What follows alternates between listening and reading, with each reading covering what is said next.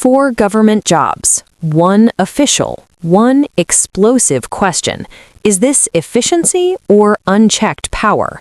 Watch as lawmakers confront Secretary Rubio in a tense showdown that exposes a much bigger battle inside Washington. Recognizes Ranking Member Meeks. Thank you.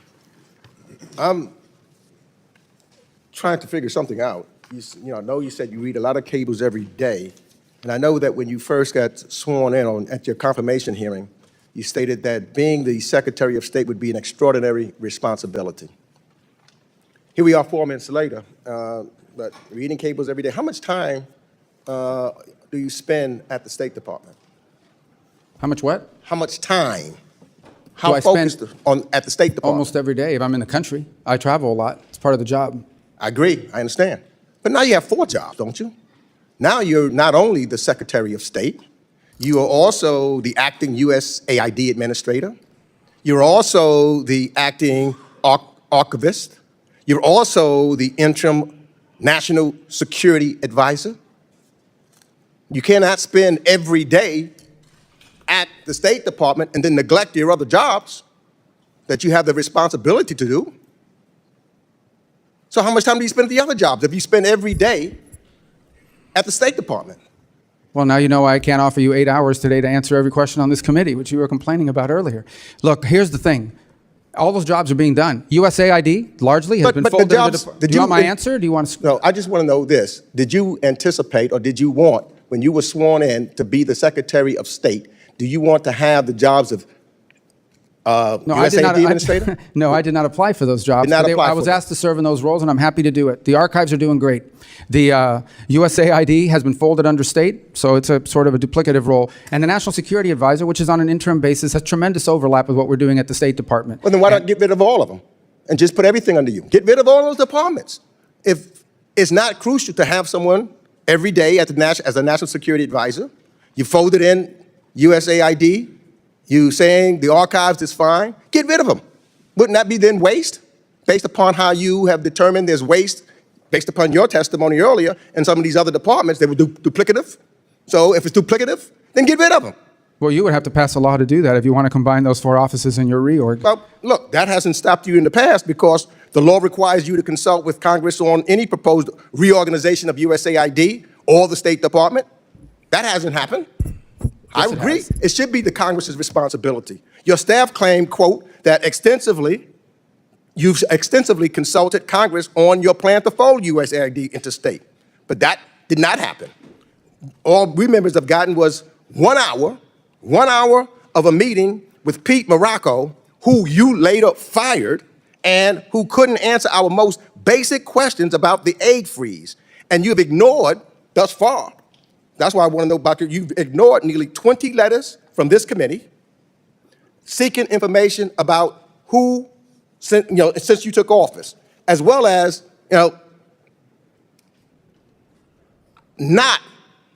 we spoke one time, but not consulting this committee at all. I don't call that extensive consultation. So you're right. Things that you've done should be in collaboration with the United States Congress. But surely the USAID and all of these other things Congress was not consulted one time. Senator Rubio would have demanded it. Well, we've complied with every part of the law. Every single part of the law has been complied with, including, you, for example, have written us 16 letters. You've been briefed on 7 of them. Some of them we couldn't answer, and we told you why we couldn't answer, because they were subject to litigation. 4, you've gotten ansors in writing, and 5 we've gotten just in the last few days. Well, 16 letters. I've been there 17 weeks. You write me a letter a week. I'm going to yield my last 48 seconds to Representative Johnson. Thank you, Mr. Chairman. Secretary Rubio, thank you for being here. Corruption is determined by our democracy, is detrimental to our democracy, and the Trump administration has moved swiftly to scale back, reverse, and dismantle various guardrails that protect Americans from corruption. We have now a plane that he's accepting by a foreign government. His family's doing business deals with a foreign government. And your office has authorized Elon Musk's company Starlink to do business in at least 5 African countries and many, many others. My question is, with the dismantling of the enforcement of the Foreign Corrupt Practices Act and many other things, what efforts are you doing as Secretary of State to make sure that our government is free from improper foreign influence over our policy? I mean, the examples you've given, Starlink's all over the world. There isn't a country in the world now that doesn't have Starlink for the most part. They have Starlink in Syria. We certainly didn't help them land that deal, but they've got Starlink's a global company that's present everywhere and continues to grow because they provide a very unique service no one else provides. I'm not aware of any plane that's been given. I know the media reports about it. I know that the Air Force One that's scheduled to be delivered is like 5 years off balance. So they went to Boeing and this is the extent of what I know about this plane. I've never seen it. They went to Boeing and said, are there any planes that fit the bill? Boeing produced a list of planes that they'd sold over the last few years. One of them happened to be a Qatar. You'd have to ask the Department of Defense because that would go to the Air Force. That would not come to the State Department. Beyond that, look, we're involved in helping businesses expand all over the world. There isn't a single day that we aren't involved in helping an American company gain access to a market, and we'll continue to do so. As far as people involved in our government that are doing that, I'm not aware of anyone on the cabinet or in the President's White House that's using the State Department to expand their personal portfolio. And if they are, we wouldn't help them do that. But no one's ever asked us to do that. So I think we're following the law with regards to what we're doing to prevent corruption. So is the answer? Representative Gregory Meeks didn't ease into this hearing. He went straight at what many lawmakers see as an unprecedented situation. Secretary Marco Rubio, already serving as Secretary of State, now holds multiple additional roles inside the Trump administration.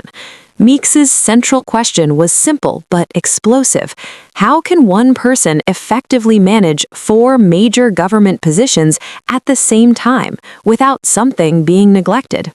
Rubio defended the arrangement by arguing that the responsibilities overlap and that many of the duties naturally fall under the State Department's broader mission. But Meeks pushed back hard, suggesting that if these agencies are truly duplicative, then the administration's logic raises an uncomfortable possibility. Why keep separate institutions at all?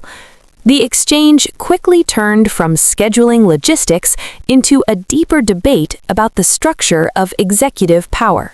What made the moment striking was how it exposed 2 completely different visions of government efficiency.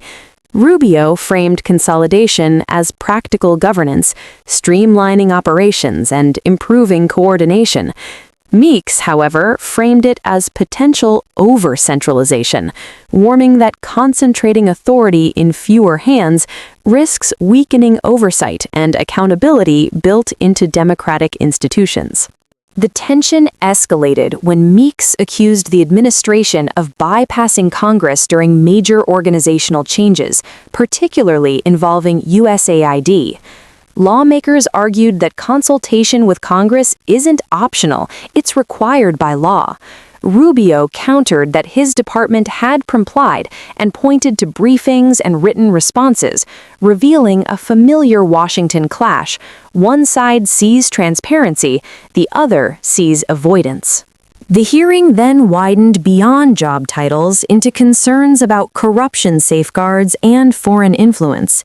Questions about international business dealings and global technology expansion underscored broader anxieties about how government decisions intersect with private economic interests. Rubio dismissed allegations of improper influence, insisting the State Department promotes American business globally while following legal boundaries. By the end, the exchange wasn't really about how many hours Rubio spends in each office. It became a larger argument about power itself, who holds it, how concentrated it should be, and whether efficiency can come at the cost of institutional checks and balances. Moments like this reveal why congressional hearings remain one of the few arenas where competing visions of governance collide in real time. As political battles over authority and accountability intensify, Americans are left to decide whether consolidation means stronger leadership or fewer safeguards. Watch the full exchange, hear both sides, and tell us, is this efficiency or too much power in one place?